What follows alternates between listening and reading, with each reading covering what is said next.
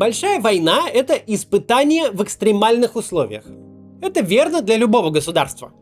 Все изъяны государственной системы, все пороки установившегося режима, которые раньше можно было не замечать или заметать под ковер, на войне эти пороки начинают лезть наружу, делаясь заметными даже для неискушенного наблюдателя.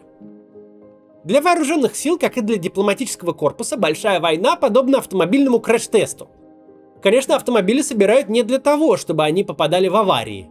Но если машина попадает в серьезное ДТП, то на передний план выходят те ее конструктивные особенности, те достоинства и недостатки, которые, скорее всего, незаметны при обычной езде. Бывает так, что двухтонный внедорожник ревет как зверюга, да и выглядит так, что хочется ему сразу уступить дорогу. Но в критической ситуации он с легкостью переворачивается и загорается, становясь гробом для своего самоуверенного водителя. А высочайшую выживаемость при аварии может обеспечить неказистая с виду европейская легковушка. Министерство обороны и Министерство иностранных дел существуют, чтобы обеспечить государству мир. Но в случае России руководитель государства повернул руль не туда, и страна на пустом месте влетела в большую континентальную войну. Мы уже говорили, как себя проявило на войне военное ведомство. Первый этап своей спецоперации российская армия полностью провалила, отступив из-под Киева, Чернигова, Сум и Харькова, и не дойдя до Одессы. В апреле был начат второй этап. Он даже неофициально получил грозное название «Конкретная спецоперация». На деле вот уже 90 дней российская армия трется как об терку об отдельные провинциальные украинские города. Тактические успехи даются ей огромной ценой. Еще большой вопрос, что вообще останется от нашей армии после нескольких таких конкретных успехов. С Министерством обороны все понятно. А что насчет Министерства иностранных дел? В предвоенные годы глава российского МИДа Сергей Лавров на пару с Сергеем Шойгу делил лавры самого популярного из отечественных министров. Но вот началась война. Каким образом Лавров, человек, которого долгое время считали профессионалом и харизматичным интеллектуалом, прошел этот краш-тест? Об этом мы сегодня и поговорим.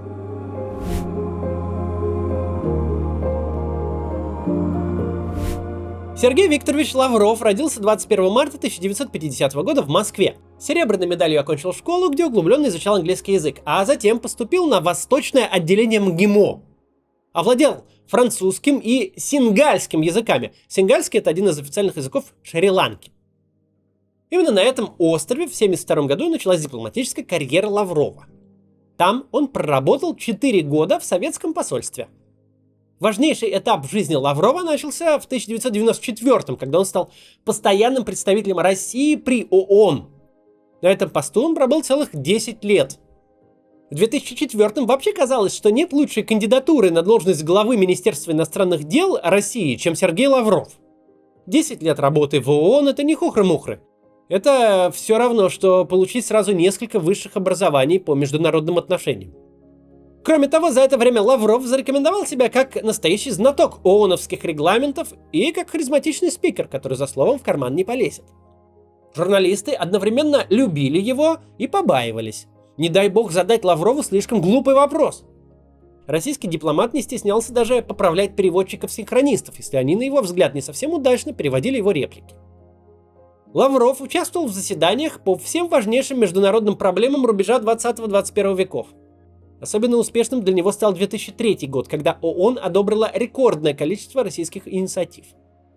Впрочем, больше всего Лавров запомнился в штаб-квартире ООН не международными инициативами, а своей борьбой за права курильщиков. Он тогда даже заявил, что тогдашний генсек ООН Кофи Аннан не хозяин штаб-квартиры, а всего лишь управляющий, так что пусть свои антитабачные порядки тут не устраивает. Цитируя сериал «17 мгновений весны», дипломатам нужны запоминающиеся лица. И Лавров однозначно подходил по этому критерию на роль главы российского МИДа. Внешность у него действительно яркая. В свое время многие из собеседников и обозревателей называли его весьма обаятельным. Поклонник рафтинга, футбола и песен под гитару, поэт-любитель и автор карикатур, которые с радостью принимали в подарок иностранные коллеги, Сергей Лавров заслужил в ООН симпатии как по-настоящему живой человек, раскованный в общении и не ограничивающий себя строгими рамками дипломатического этикета. В 2004 году Лавров стал министром иностранных дел в российском правительстве. Спустя 18 лет, можно сказать, его недостатки как главы МИДа стали прямым продолжением его былых достоинств, как постпреда при ООН. Живость и неформальность переросли в откровенное хамство. مرتين ما يسمى بمنتدى موسكو في فبراير وابريل الماضي. What do you want? Дебил. Господин Лавров, разрешите вопрос от представителей иностранных СМИ. А нас не пустили. Сказали, что по вашему поручению. Первый тревожный звоночек прозвенел еще в апреле 2004 года, когда Сергей Лавров проработал на своем новом посту немногим больше месяца. Во время визита в Дублин один из ирландских журналистов пожаловался, что виза в Россию стоит заоблачных денег. Собственно, это серьезный и совершенно адекватный вопрос, адресованный представителю страны, которая заинтересована в приезде иностранных туристов. Однако, вместо какого-то внятного ответа, Лавров пожаловался на то, что его попытались оштрафовать на 3000 евро за курение в дублинском ресторане. Причем оплачивать штраф Лавров тогда категорически отказался. Казалось бы, малозначительная деталь. Что ее вспоминать спустя 18 лет? Но деталь эта симптоматична. Свежеиспеченный министр вместо конкретного ответа на важный вопрос сам предъявляет встречную претензию. Плюс он ясно дает понять, что законы написаны для кого угодно, но только не для него. Тот случай в Дублине интересен именно при взгляде из 2022 года, когда день за днем Сергей Лавров пробивает дно за дном. Но тогда, в нулевые годы, Лавров был весьма респектабельным и уважаемым в мире политиком, хоть и с причудами. По крайней мере, он был не лишен самоиронии. В 2005 году на встрече стран-участниц Ассоциации государств Юго-Восточной Азии Лавров даже сыграл в шуточном представлении, где исполнил роль джедая. Тогда Россия была открыта для диалога. В новой должности Лавров написал программную статью для российской и зарубежной прессы. По его тогдашним словам, Россия и Соединенные Штаты – это безальтернативные союзники в борьбе против международного терроризма. В публикации говорилось о том, что произошло качественное улучшение отношений России и НАТО, развивается стратегическое партнерство России с Европейским Союзом. Лавров говорил, что внешняя политика должна работать на интеграцию России в мировую экономику, на развитие взаимовыгодных связей со странами СНГ, с Евросоюзом, Соединенными Штатами и всем остальным миром. Пространство бывшего СССР Лавров назвал сферой жизненных интересов России, но не зоной соперничества и не зоной борьбы за сферы влияния. А в 2006 году Лавров на полгода возглавил Комитет министров Совета Европы. Вступив в должность, он изложил приоритеты председательства России. О, какие приоритеты были! Единая Европа без разделительных линий, борьба с терроризмом, преступностью и коррупцией, защита прав нацменьшинств и уязвимых групп населения, совершенствование гражданского общества и демократии. Правда, уже тогда Лавров призвал европейских политиков не навязывать всем странам единую модель демократии.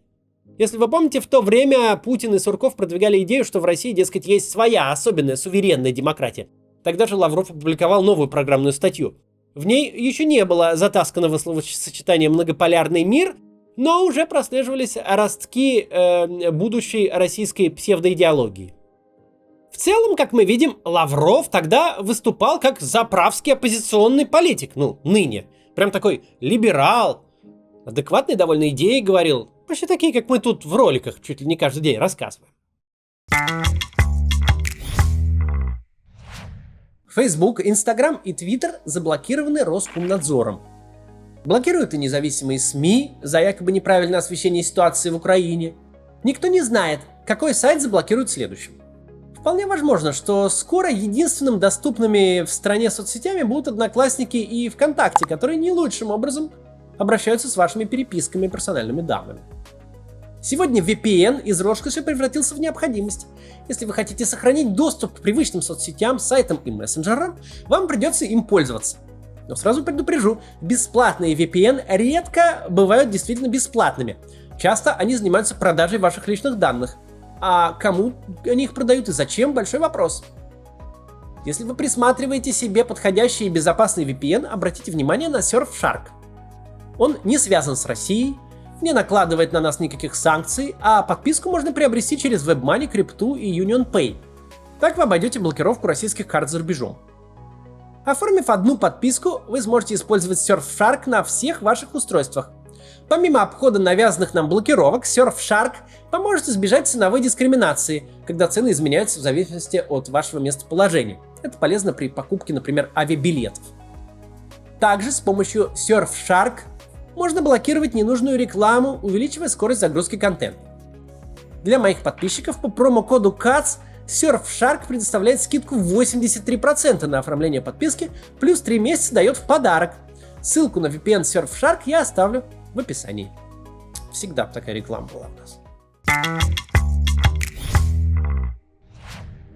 В феврале 2007 года Владимир Путин выступил со своей знаменитой речью в Мюнхене, в которой высказался против наступления однополярного мира.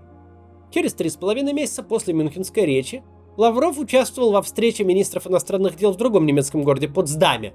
Тогда самой горячей темой, раздуваемой российским официозом, было развертывание в Европе американских систем противоракетной обороны.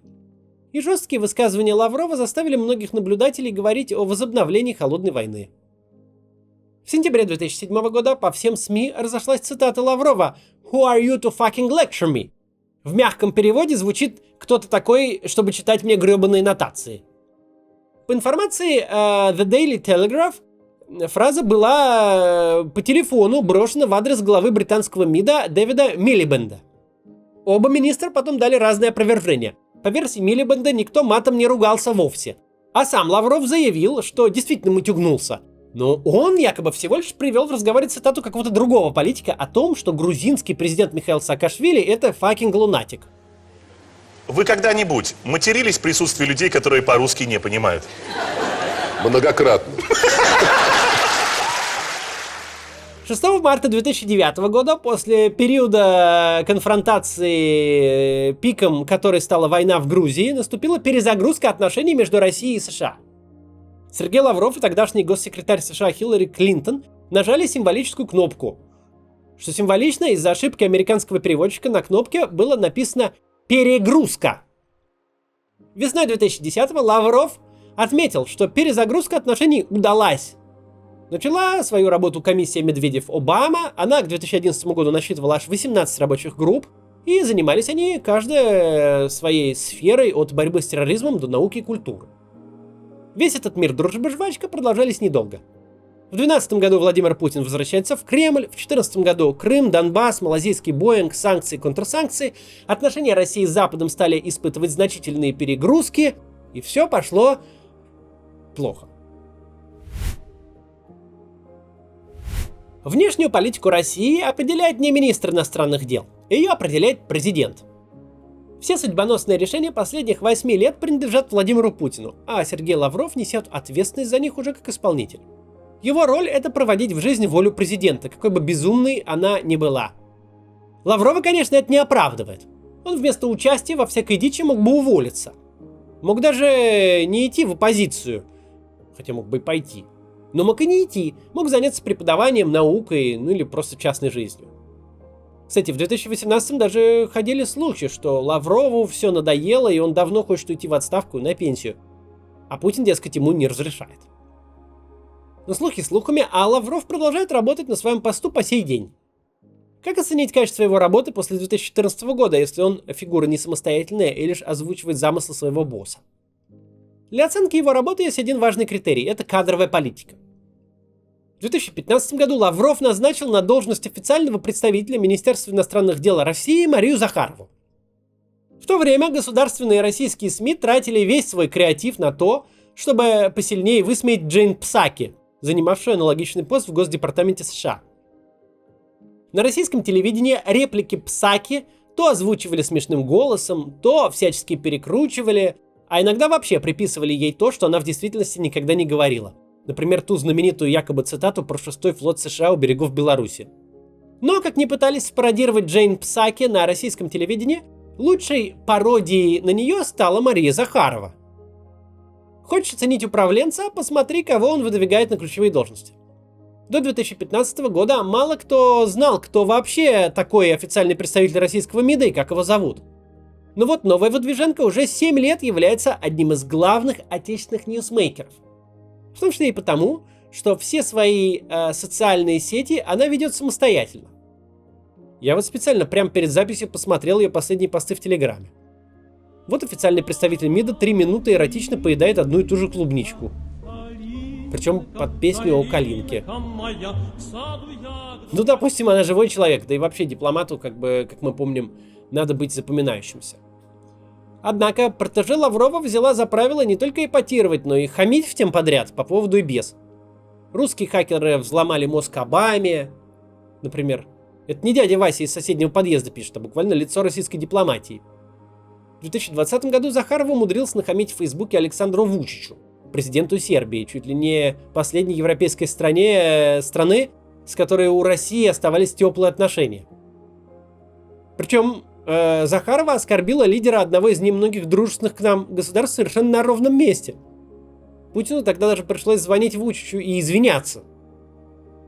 Однако Сергей Лавров не только не уволил Марию Захарову, но и, судя по всему, даже не попросил как-то сдерживать себя в социальных сетях. От постов Захаровой в гробу вертятся не только Горчаков и Несельроде, но и даже Молотов и Громыко. И того, и другого советских глав МИДа на Западе называли «Мистер Нет». Но при них отечественная дипломатия хотя бы не опускалась до какого-то совсем уж базарного жаргона. А вот последний пост Захаровой в Фейсбуке. Она рекомендует главе эстонского МИДа найти себе красивого мужчину. Война против Украины стала тем краш-тестом, на котором Лавров сломался окончательно. Приказ перейти границу отдавал не он. Но за последние месяцы Лавров наговорил от себя лично больше, чем за последние 18 лет. При этом за язык его никто не тянул. Вот осталась на планете хоть одна развитая страна, которая не хочет ссориться с Кремлем даже в условиях развязанной войны. Да, осталось. Это Израиль. Что ж, самое время заявить, что Адольф Гитлер был евреем.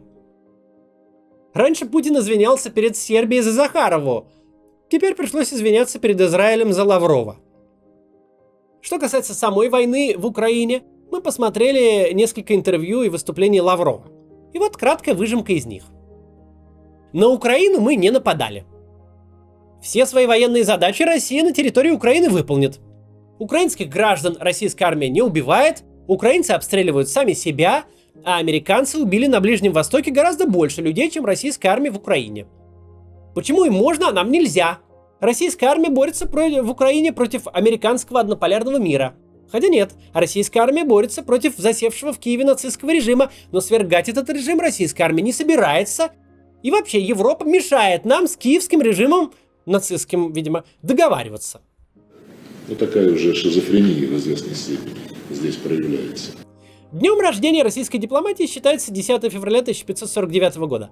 Это условная дата, к ней относится первое упоминание посольского приказа внешнеполитического органа русского царства. А вот день смерти отечественной дипломатии можно установить уже точно, 16 июня 2022 года.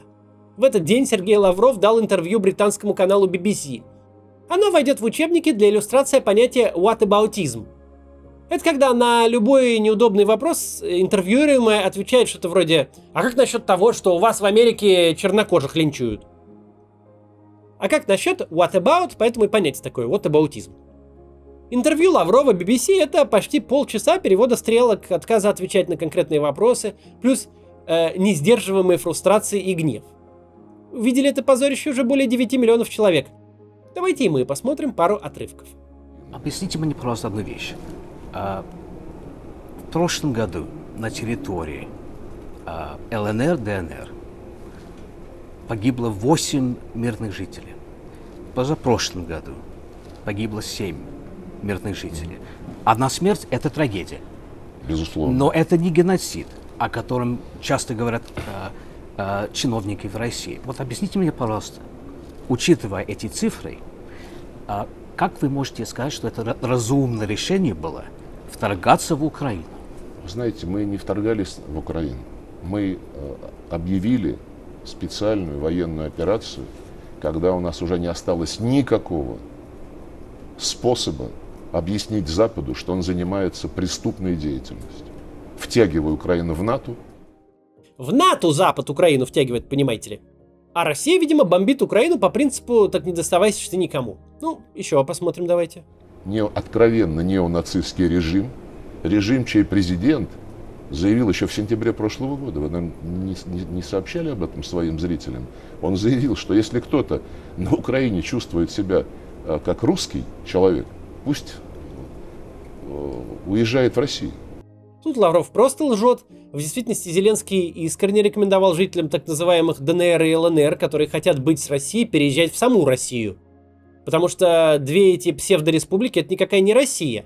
Путин отрезал Донецк и Луганск от Украины, но в Россию их не интегрировал, а просто дал возможность хозяйничать в них полевым командирам, бандитам и аферистам. Ну и в чем Зеленский не прав? Действительно уж лучше переехать в Россию, особенно сейчас, когда мужское население народных республик Путин превращает в пушечное мясо. Мы возвращаемся к тому, ради чего были согласованы Минские договоренности. Защита русских на Донбассе. Защита русских на Донбассе. Которых предали и французы, и немцы. Ну, англичане, конечно, это были тоже в первых рядах, потому что все западные наши коллеги говорили, ну не можем мы заставлять Минск выполнить Киев Скажите, выполнить пожалуйста, Минские если... договоренности. Еще один фрагмент из интервью Лаврова. А насчет геноцида, вот вы англичанин?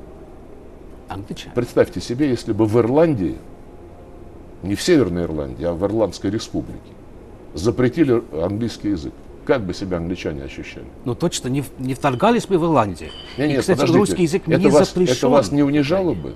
Русский язык запрещен на Украине. Попробуйте.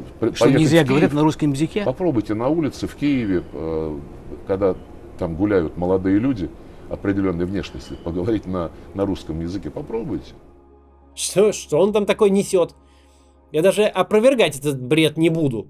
Не стану ссылаться на данные исследований, на своих знакомых, которые живут в Киеве и говорят там по-русски.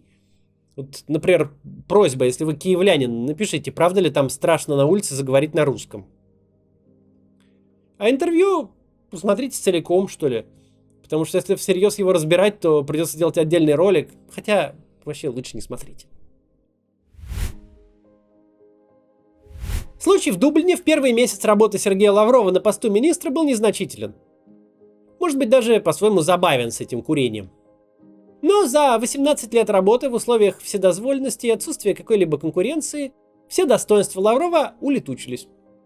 А недостатки скопились в гигантский снежный ком. Их в критической ситуации уже никак не заретушируешь. В 2022 году Сергей Лавров — это фигурант антикоррупционных расследований команды Навального и западных санкций. Это человек, которого другие страны не хотят даже пускать в свое воздушное пространство, и один из главных евангелистов бессмысленной войны. Когда-то Лаврова уважали и даже любили в ООН, но сейчас ООНовские дипломаты демонстративно выходят из зала, когда Лаврову предоставляется слово.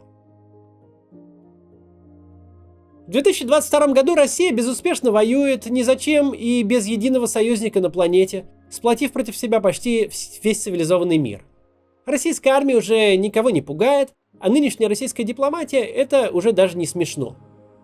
Глава российской дипломатии за 18 лет проделал большой путь от признанного и уважаемого в мире профессионала до ретранслятора пропагандистской ахинеи и посмешища. Лавров встал в позицию пропагандиста, который постоянно занимается саморазоблачением, поскольку, следуя изменчивой генеральной линии, он регулярно противоречит самому себе. У Сергея Лаврова был выбор, и даже из нескольких вариантов. Он мог стать одним из самых значительных и вдумчивых критиков кремлевской внешней политики, если бы ушел в отставку и пошел бы в оппозицию, как, например, сделал Михаил Касьянов. И, возможно, авторитета Лаврова, который накопился и сохранился бы, если бы он вовремя ушел, хватило бы на то, чтобы скорректировать внешнюю политику России и уберечь нашу страну от многих бед.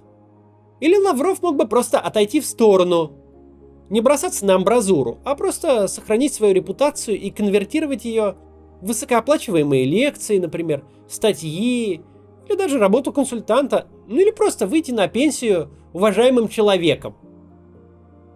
Но герой сегодняшнего видео пошел по третьему пути. Развернуться на 180 градусов, умножить собственную репутацию на 0 и предать все те ценности, о которых он когда-то сам же писал в своих статьях. Таков вот его выбор. Не будьте как Лавров.